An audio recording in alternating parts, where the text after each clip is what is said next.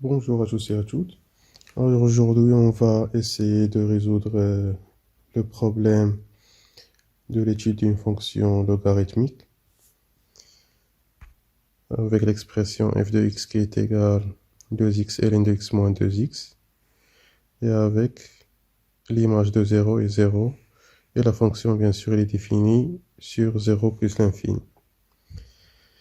La première question nous demande de montrer que f est continu à droite en 0. Très bien, donc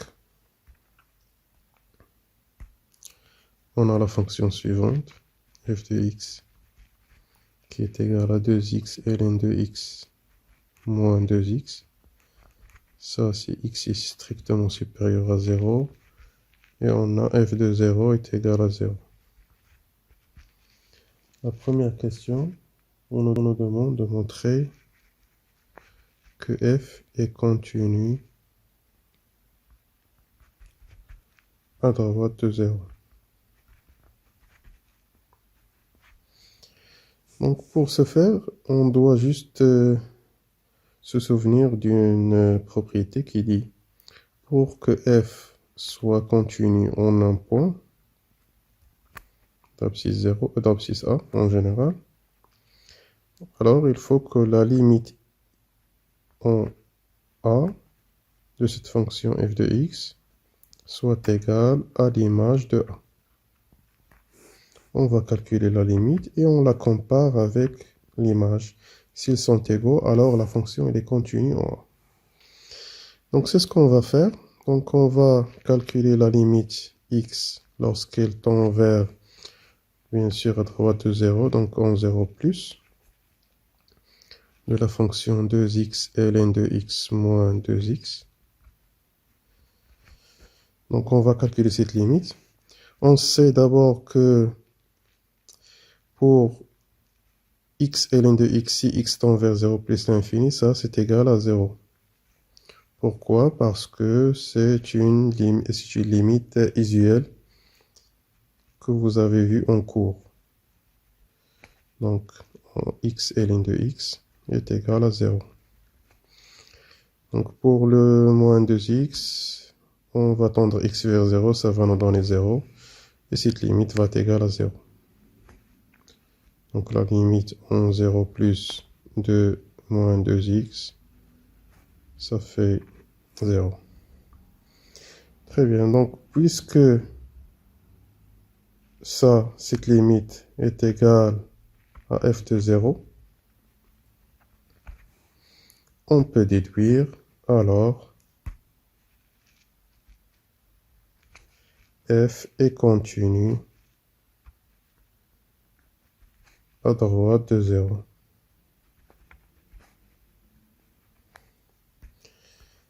Donc voilà pour la première question. La deuxième question nous demande de calculer la limite en plus l'infini. Très bien.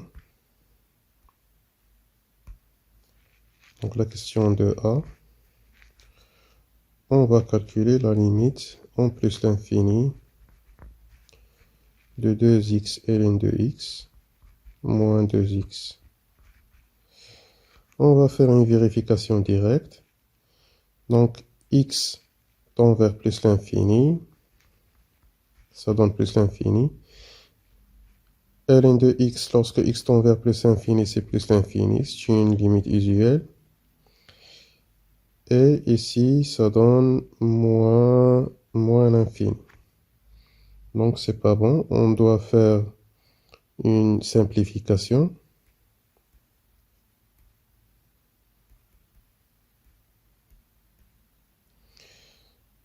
Donc, on va juste factoriser par 2x.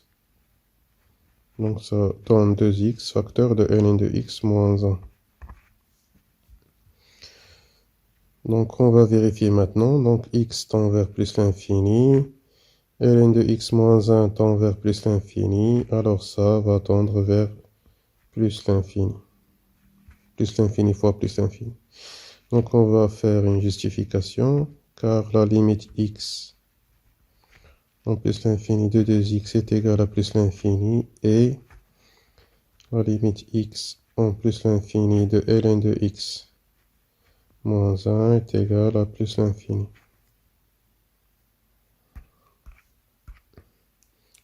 Pour le 2p, on nous demande de calculer bien sûr la limite plus l'infini de f de x sur x et de faire une interprétation géométrique.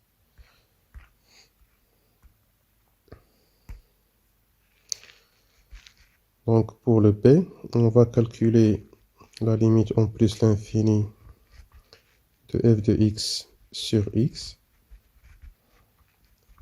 qui est la limite en plus l'infini de 2x facteur de ln de x moins 1. Donc j'ai pris la forme factorisée, parce qu'on va l'utiliser ici. Donc on va réduire x avec x, ça va nous donner la limite en plus l'infini de 2 facteurs de ln de x moins 1. Et si on tend x vers plus l'infini, ln va donner plus l'infini. Donc plus l'infini fois 2, ça fait plus l'infini. Donc on va faire une interprétation géométrique. Lorsqu'on trouve que la limite en plus l'infini de f de x sur x est égale à plus l'infini, alors c de f admet une branche parabolique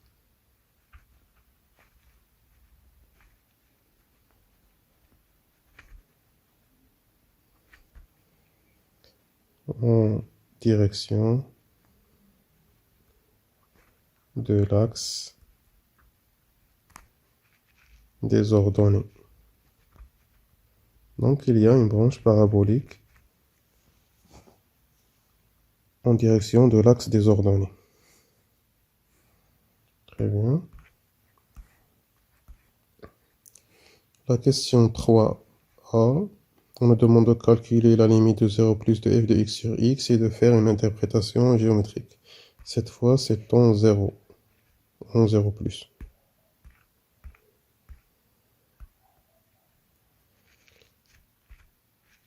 3a.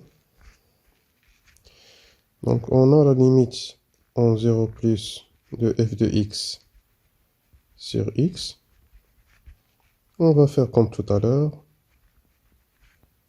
C'est 2x ln de x et 2x facteur de ln de x moins 1 sur x. Donc on va réduire par x, ça va donner 0 plus de 2 facteurs de ln de x moins 1. On sait que lorsque x tend vers 0 plus, ln de x tend vers moins l'infini. Donc moins l'infini moins 1, ça fait moins l'infini, fois 2, ça fait moins l'infini. On va dire car la limite x en 0 plus de ln de x est égale à moins l'infini. C'est une limite usuelle. Là, on va faire une interprétation géométrique. Donc pour ce faire, on doit remarquer que lorsqu'on calcule la limite x, par exemple, en 0 plus de f de x sur x, on va remarquer que qu'il peut s'écrire sous la forme f de x moins f de 0, parce que f de 0 est égal à 0, sur x moins 0. Et ça, c'est la forme de quoi? C'est la forme c'est la dérivation en un point. Donc, on a calculé ça. C'est ça qu'on a calculé tout à l'heure. On a trouvé que c'est moins l'infini. Donc, qu'est-ce qu'on va déduire? On va déduire que f n'est pas dérivable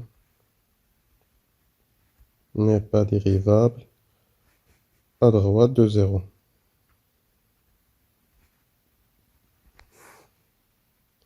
Donc, si f n'est pas dérivable, qu'est-ce qu'on va déduire? Alors, c de f va admet une demi-tangente.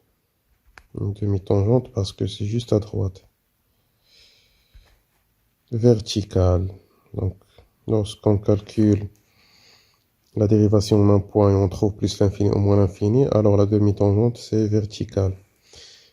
Et on peut dire que c'est vertical vers le bas. Pourquoi vers le bas? Donc on regarde ici, on va faire la règle du positif et négatif. Donc ici positif, négatif, positif fois négatif c'est négatif, donc on va faire vers le bas. Voilà, donc on passe à la question suivante.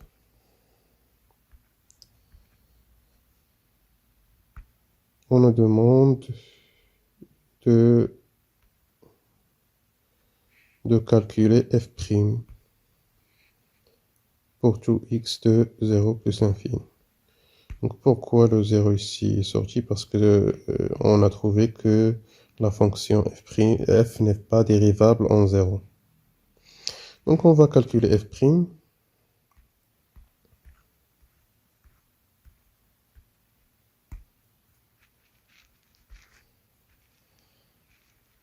Donc calculons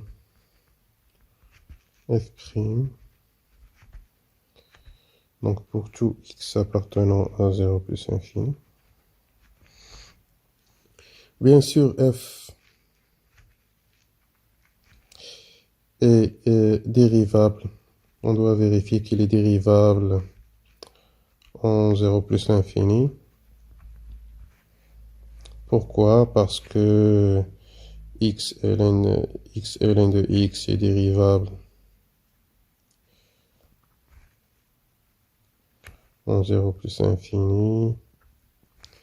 Et 2x est dérivable en 0 plus l'infini. Alors f est dérivable en 0 plus l'infini.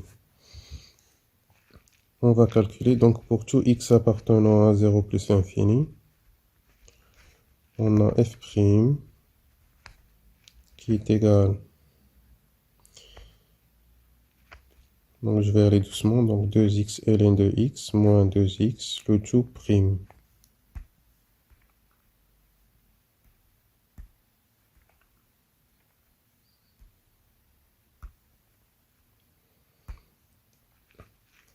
Donc ça donne 2x' fois ln de x plus 2x fois ln de x'.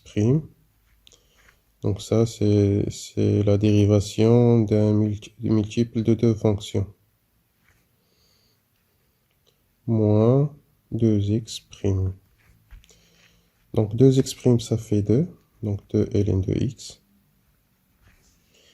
La dérivée de ln de x, c'est 1 sur x. Donc ça donne 2 fois 1 sur x. 2x fois 1 sur x. Moins 2. Donc à la fin, ça donne 2 ln de x plus 2 moins 2. Et ça fait 2 ln de x. Ça, c'est pour tout x appartenant à 0 plus l'infini.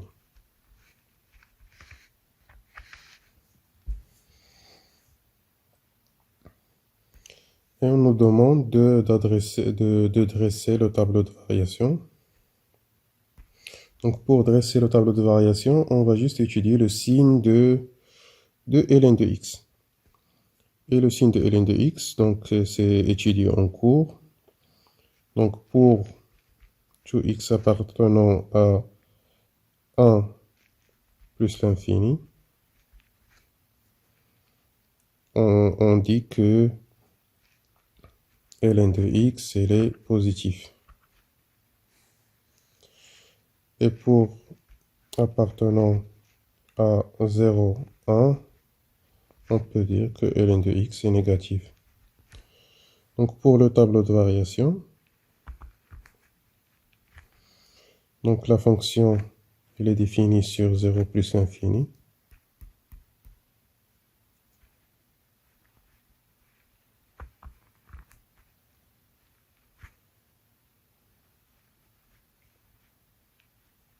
En 0 plus l'infini. Ça, c'est la fonction f'. Donc la fonction f' n'est pas dérivable en 0.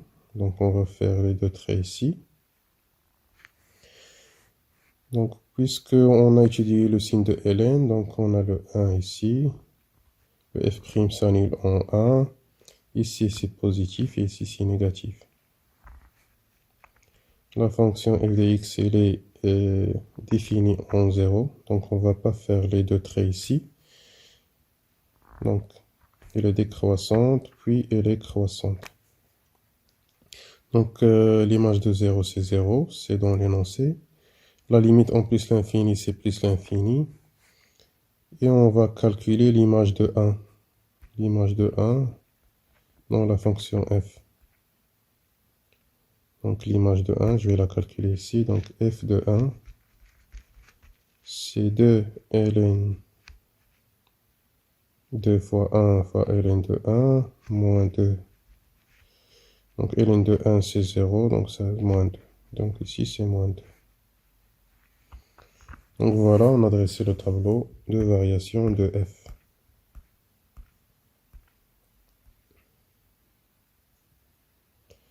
Donc la question 4a, on nous demande de résoudre les deux équations f de x est égal à 0 et f de x est égal à x. Donc c'est très simple.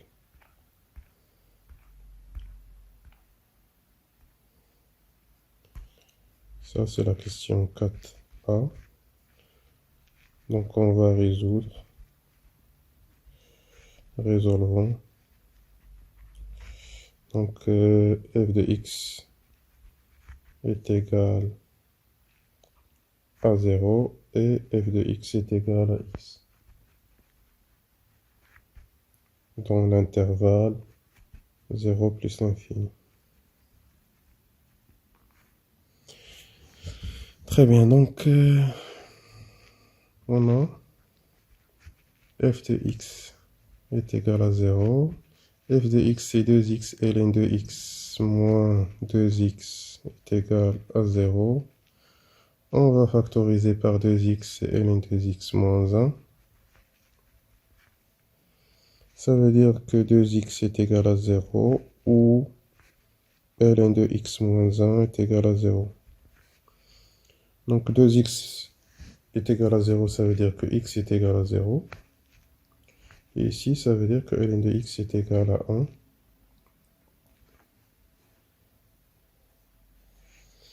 Donc x est égal à 0.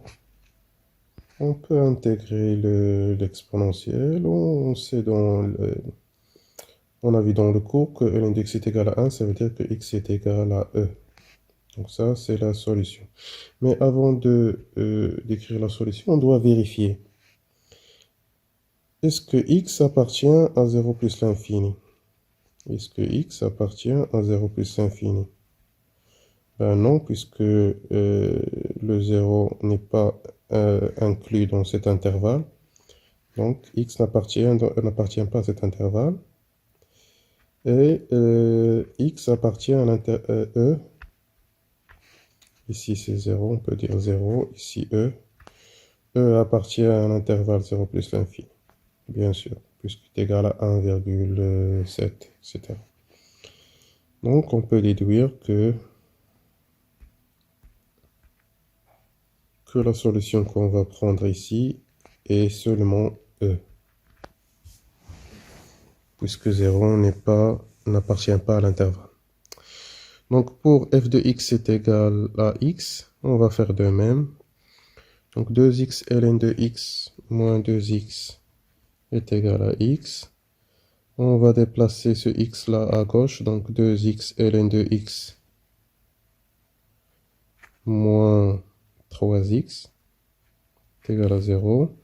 On va factoriser par x, ça va donner 2 ln de x moins 3. Donc ça veut dire que x est égal à 0 ou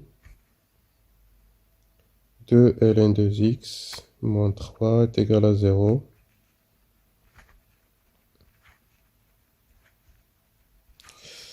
Ça veut dire que x est égal à 0 ou ln de x est égal à 3 demi. Donc x est égal à 0 ou, donc on va intégrer l'exponentielle. Donc ça va donner, donc exponentielle de ln de x c'est x. Et ici ça va donner exponentielle de 3 à la puissance 3 demi. Comme tout à l'heure, 0 n'appartient pas à l'intervalle 0 plus l'infini. Et e à la puissance 3/2, bien sûr, appartient à l'intervalle 0 plus l'infini. Et la solution, c'est e 3/2. Voilà, on passe à la question suivante.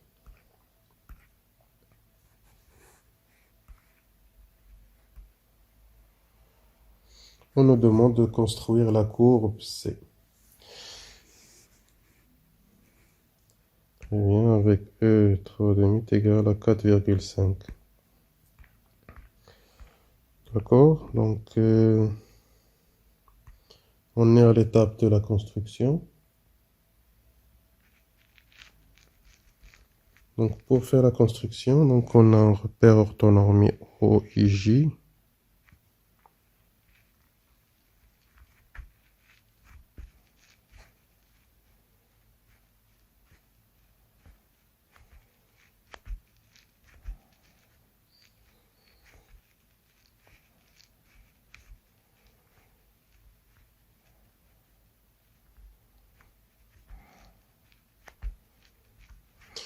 Très bien, donc on a les informations suivantes. Donc f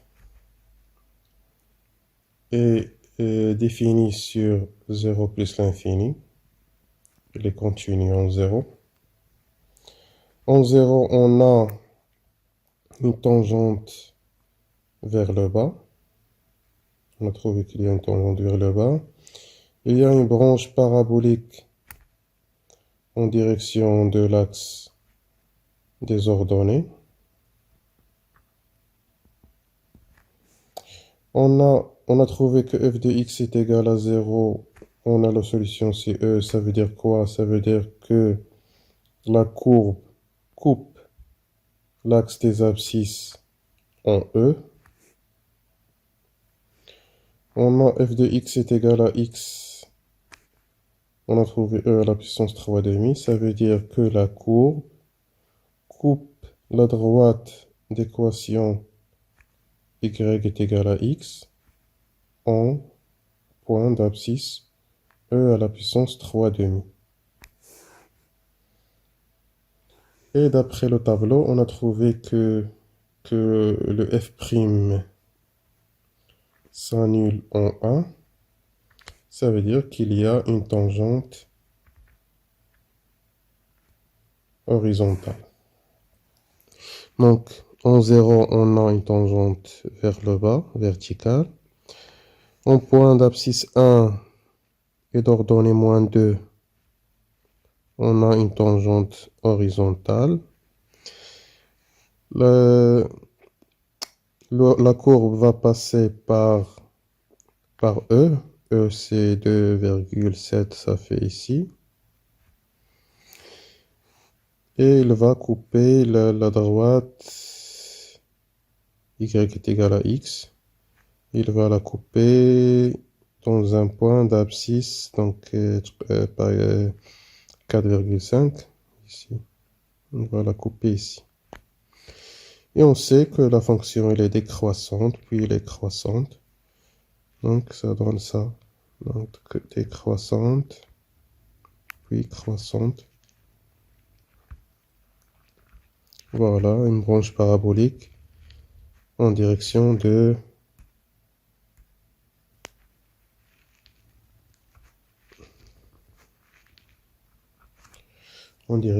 l'axe des ordonnées. Très bien, donc on passe à la question suivante.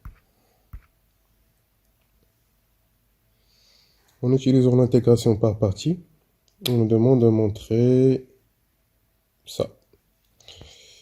Très bien. Donc ça, c'est la question 5A.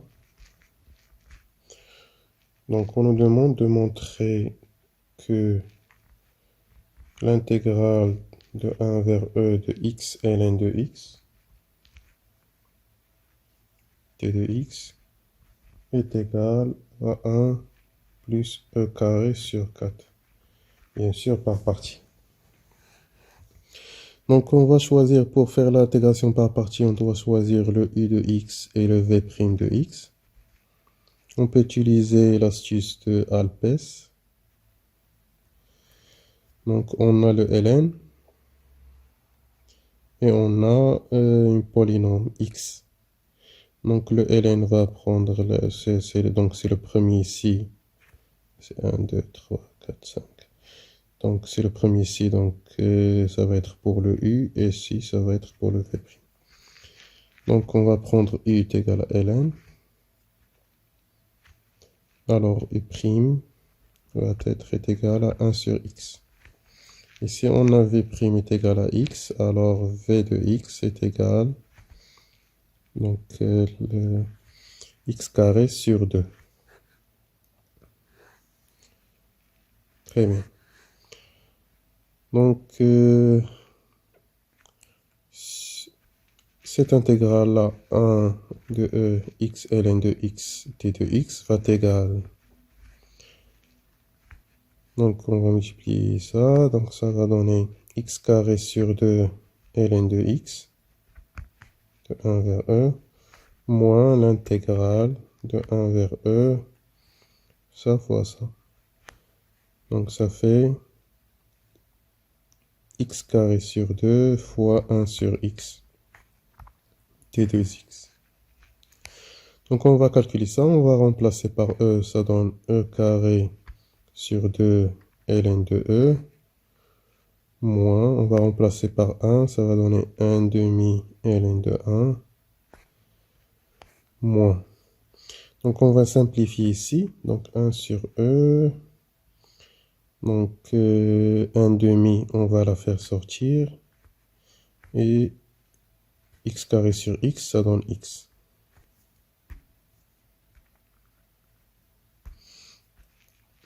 Donc, ln de e, c'est 1. Donc, ln de e, c'est 1. Ça fait e carré sur 2. Ln de 1, c'est 0. On a 1 demi. Et l'intégrale de x, c'est x carré sur 2. Entre 1 et e. Donc, ça donne e carré sur 2 moins 1 demi. On va remplacer par e, ça donne e carré sur 2. Et on va remplacer par 1, ça donne 1 demi.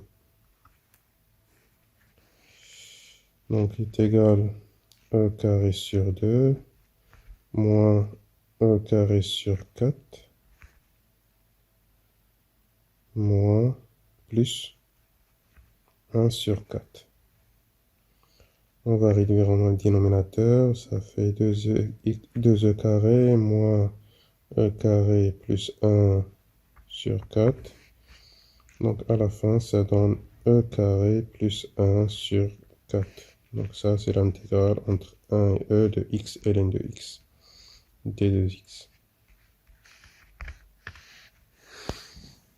Voilà. Donc on passe à la question suivante.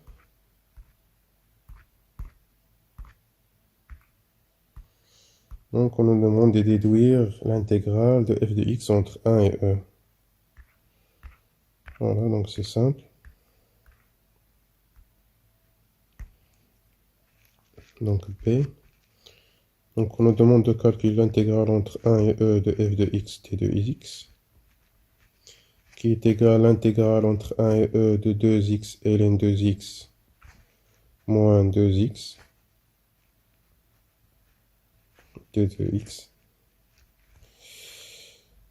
Donc on peut factoriser par 2 et faire une séparation, ça va donner 2 l'intégrale entre 1 et e de x ln 2x d de x moins l'intégrale entre 1 et e de x d de x. Donc l'intégrale entre 1 et e de x ln de x, c'est ce qu'on a calculé tout à l'heure. Donc ça donne e carré plus 1 sur 4 moins. Donc l'intégrale de x, c'est x carré sur 2 entre 1 et e. Et on va faire le calcul. Donc 2 e carré plus 1 sur 4 moins e carré sur 2 moins avec le moins ça donne plus 1, 2. Donc on va distribuer le 2 et réduire au même dénominateur.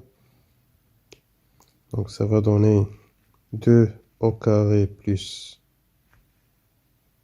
2 moins, donc on va multiplier par 2 et on va réduire au même dénominateur. Ça fait moins 4e carré plus 4.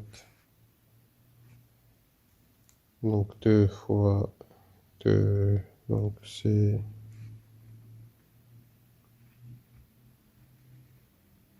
4 sur 4. Donc à la fin ça donne, donc 2 plus 4 ça fait 6 moins 2e carré sur 4.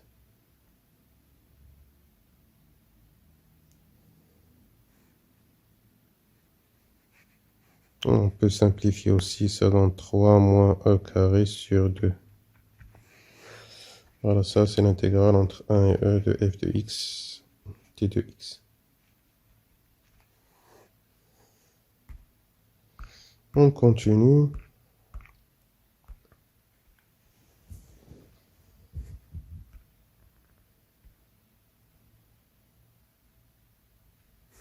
On nous demande de déterminer le minimum de f sur 0 plus l'infini. Donc, on peut voir d'après le tableau de variation qu'il y a un minimum global, c'est moins 2. Donc, toujours lorsqu'on a la fonction qui est décroissante après les croissantes, il y a un minimum. Et en général, ici, il y a un minimum global. Donc, c'est ce qu'on va dire. Donc, on a la question 6a. Donc, on nous demande de déterminer le minimum. Le minimum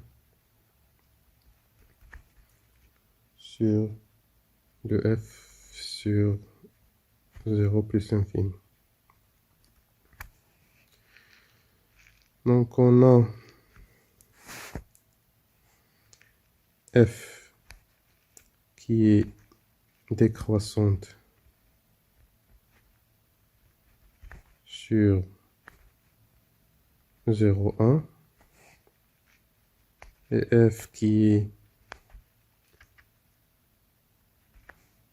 croissante sur 1 plus l'infini. Alors, f admet un minimum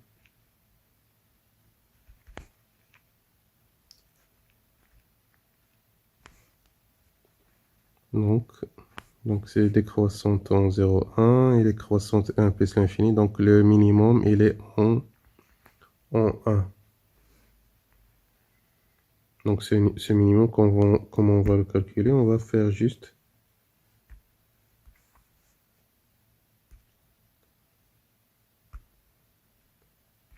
f de 1 avec f de 1 qui est égal à moins 2.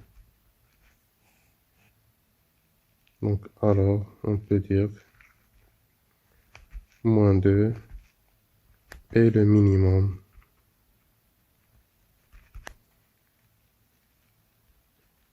de f sur l'intervalle 0 plus l'infini.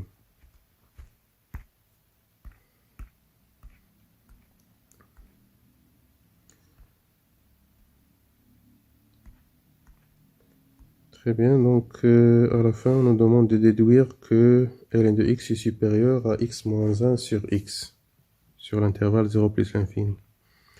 Donc on nous demande de déduire, ça veut dire qu'on va utiliser le résultat de ce qu'on a trouvé.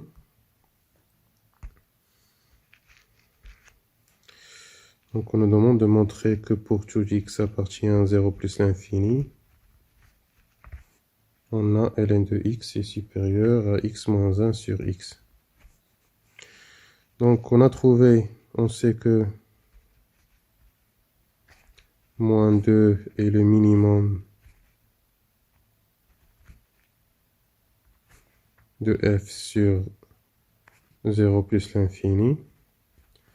Alors pour tout x appartenant à 0 plus l'infini, donc c'est un minimum, alors la fonction f, toute la fonction f sur cet intervalle, il est supérieur ou égal à moins 2. Ça va, donc on va remplacer f de x par son expression, donc 2x ln 2x moins 2x, donc supérieur à moins 2. On va réduire par le 2, donc ça fait x ln 2x moins x supérieur à moins 1. Ça veut dire de x ln de x est supérieur à x moins 1. Donc on a déplacé x de l'autre côté. Donc ln de x est supérieur à x moins 1 sur x. Ça, c'est pour tout x appartenant à 0 plus l'infini. Très bien. On passe à la question 7. Donc dans la question 7, on a une fonction g qui est la restriction de la fonction f. Donc g a la même expression que la fonction f, mais elle est définie seulement sur l'intervalle 1 plus l'infini. Donc on nous demande de montrer que g admet une fonction réciproque g moins 1 et on nous demande de trouver l'intervalle de définition. Très bien. Donc pour ce faire, c'est la question 7. Donc on a l'expression de g est la même que l'expression de f. Donc 2x ln 2x moins 2x avec x appartient à l'intervalle 1 plus l'infini. Donc pour montrer qu'une fonction admet une fonction réciproque, il suffit qu'il soit continu et strictement monotone. Et c'est ce qui est vérifié pour la fonction g, puisque donc g est continu. On a g est continu sur l'intervalle 1 plus l'infini. Pourquoi? Parce que on a déjà trouvé que f est continu, donc sa restriction sur l'intervalle 1 plus l'infini est aussi continue. On a g est strictement croissante. Elle est strictement croissante sur l'intervalle 1 plus l'infini. Comme on le sait, donc puisque g c'est la même que la fonction f et on a trouvé que f elle est croissante sur l'intervalle 1 plus l'infini. Donc tout ça est résumé dans le tableau. Alors, g admet une fonction réciproque définie sur un intervalle j. Définie sur un intervalle j. Cet intervalle, comment on le calcule? Donc c'est tout simplement, c'est l'image, donc avec la fonction g, c'est l'image de l'intervalle 1 plus l'infini. Puisque la fonction g elle est croissante, donc on va garder l'ordre. Donc on a 1 ici, donc ici on a g de 1. Et ici, puisqu'on a plus l'infini, on calcule la limite quand x tend vers plus l'infini de g de x. G est une restriction de la fonction f, donc g de 1 c'est la même que f de 1, donc ça fait moins 2. Et la limite en plus l'infini, on a trouvé que c'est plus l'infini. Donc la fonction g-1, donc la fonction g-1, elle est définie sur l'intervalle moins 2 plus l'infini.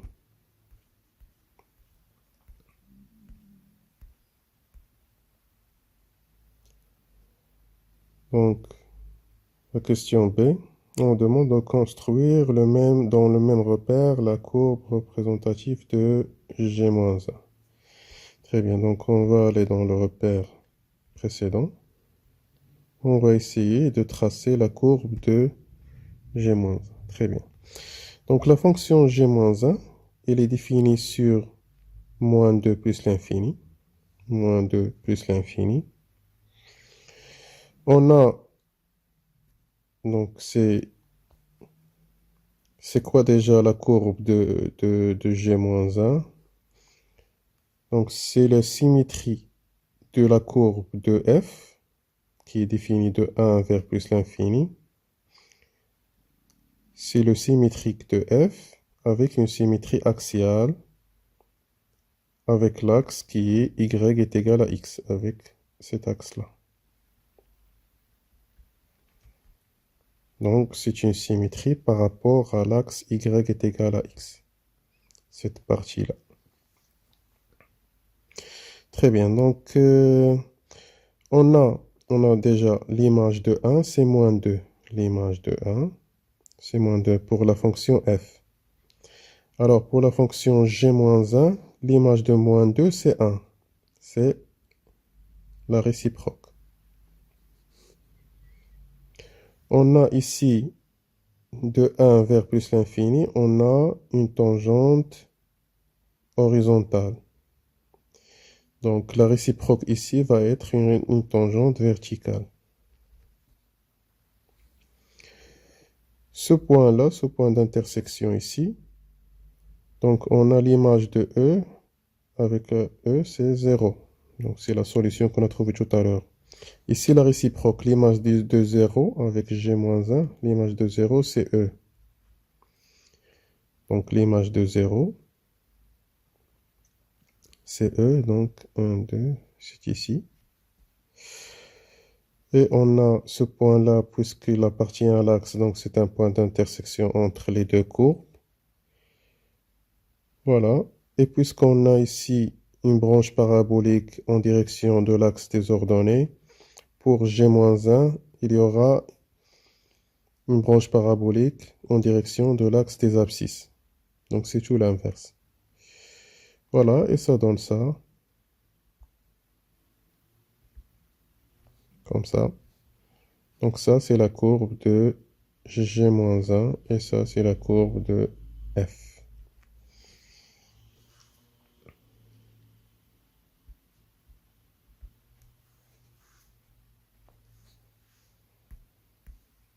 Très bien, donc on passe à la question suivante. Donc on considère une fonction qui est définie par partie. Donc avec la fonction qu'on a étudiée tout à l'heure sur 0 plus l'infini. Et une autre fonction définie sur moins l'infini 0. On va étudier la continuité de h en 0. Donc pour étudier la continuité,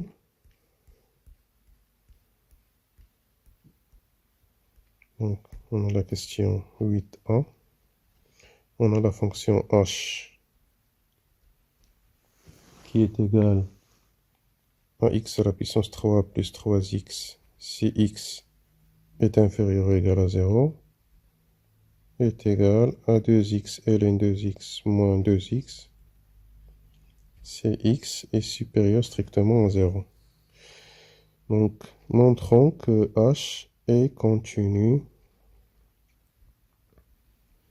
en 0. Donc ici, il y a une propriété très simple. Pour vérifier ça, on doit calculer la limite x tend vers 0 à droite. Donc à droite sur cette fonction-là, puisque x est supérieur à 0, à gauche sur cette fonction-là. Et on va la comparer, on va comparer ces limites avec l'image de 0. Avec l'image de 0. On va commencer par l'image des zéros, où on va calculer l'image de 0. Donc ici, puisque ici, on a inclus, donc il y a le 0 ici, dans cette partie des fonctions. Donc on va calculer l'image de 0 ici. Donc h de 0, c'est 0 plus 0, donc ça fait 0. Donc la limite à droite en 0 de la fonction 2x ln 2x moins 2x. Donc on l'a calculé tout à l'heure. C'est la même que la limite en 0 plus de la fonction f. On a trouvé que c'est 0. La limite à gauche, donc on va la calculer ici. Donc x à la puissance 3 plus 3x. On va remplacer x par 0, ça donne 0. Alors, on a la limite à droite de h de x est égale à la limite à gauche de h de x est égale à l'image en 0, d'où h est continu en 0.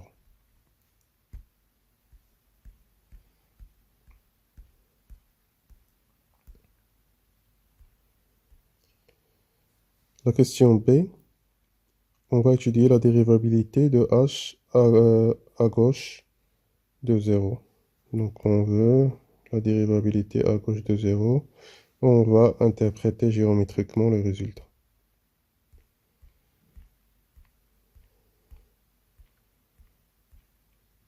Donc on veut étudier la dérivabilité à gauche, ça veut dire dans cette partie-là, dans cette fonction-là. Lorsque x est inférieur à 0, donc à gauche. Donc la question 8b. Donc étudions la dérivabilité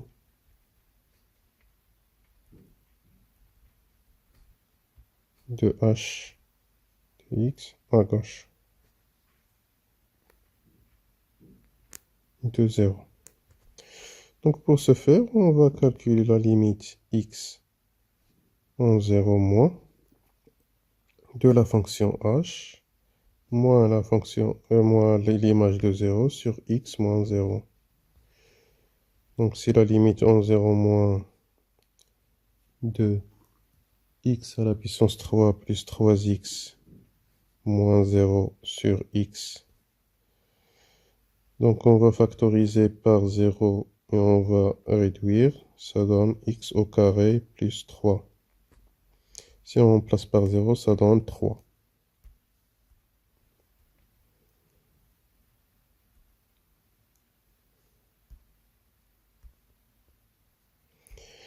Alors, puisque 3, c'est un nombre réel, alors h est dérivable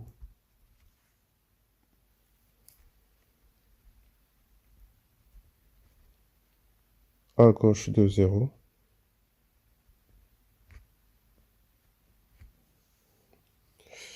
Et puisqu'il est dérivable,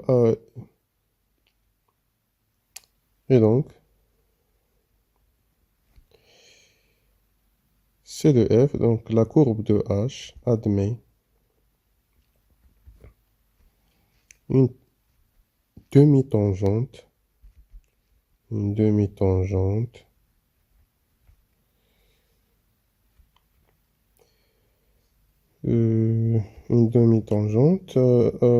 donc l'interprétation graphique, cette demi-tangente d'équation. Donc on va donner l'équation de cette tangente. Y est égal h' gauche en 0, x moins 0 plus h de 0. Donc ça c'est l'expression de la tangente. Donc h' de 0 à gauche, c'est ce qu'on a trouvé ici. Donc ça fait 3. Alors 3x. Et h de 0, c'est 0. Donc ça, c'est l'équation de la tangente.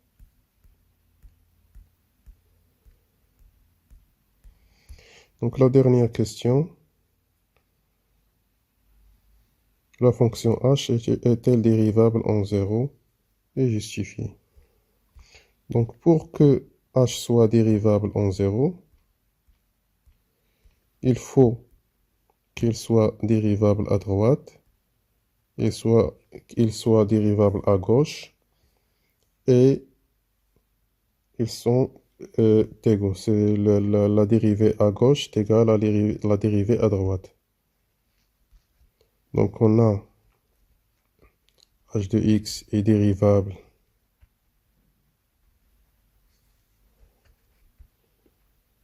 à gauche de 0, d'après la question précédente, et h' de g est égal, h' de g de 0 est égal à 3. On a h de x. Donc h de x n'est pas dérivable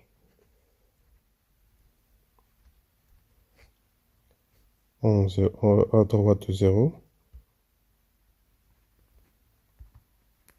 Alors, h n'est pas dérivable en 0. Donc pour qu'il soit dérivable, il faut qu'il soit dérivable à droite et à gauche, et la dérivée à droite est égale à la dérivée à gauche. Voilà, c'est tout pour cet exercice. À très bientôt.